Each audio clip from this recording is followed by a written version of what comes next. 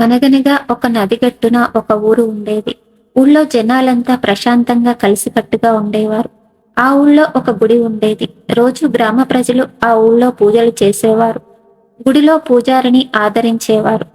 అలాంటి పండంటి ఊళ్ళో ఒక సంవత్సరం ఉధృతంగా వర్షాలు పడి నది పొంగి వరదలు వచ్చాయి. ఊరంతా నీళ్లు నిండిపోవడం మొదలైంది. ఊళ్ళో ఉన్నవారంతా వరద నుంచి తప్పించుకోవడానికి తమ ఇళ్లను వదిలేసి పలు ప్రాంతాలకు బయలుదేరారు.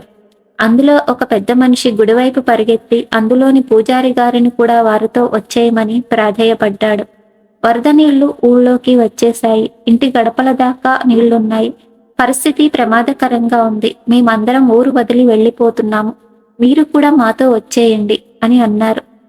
ఆ పూజారి ప్రశాంతంగా, నా గురించి దిగులు పడకండి. నేను నిత్యం సేవించే నా స్వామి నన్ను కాపాడుతాడు. మీరు వెళ్ళండి అన్నారు. ఈ మాట విని ఆ పెద్ద మనిషి వెళ్ళిపోయాడు. కొంతసేపటికి నీళ్లు నడుము దాకా వచ్చేశాయి.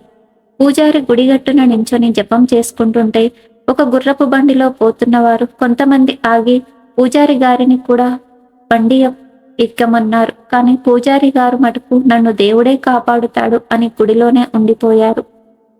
ఇంకొంచెం సేపటికి నీళ్లు మెడదాకా వచ్చేశాయి.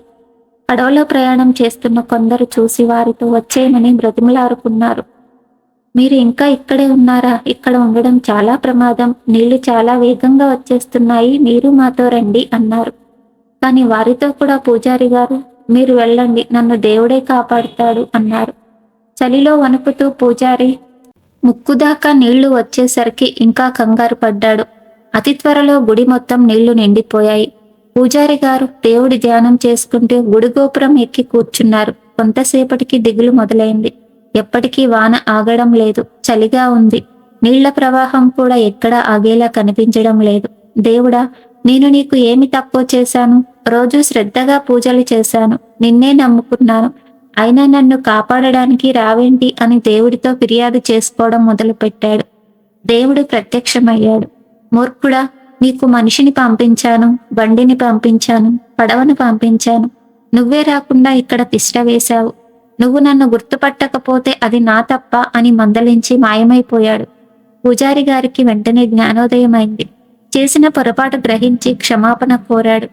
కొంతసేపటికి మరో పడవలో కొంతమంది కనిపించారు. పూజారి గారు, మీరు ఇంకా ఇక్కడే ఉన్నారని తెలిసింది. మాతో రండి, ఇక్కడ ఉండడం మంచిది కాదు అన్నారు. పూజారి గారు మరో మాట్లాడకుండా పడవ ఎక్కి ప్రాణాలను కాపాడుకున్నారు.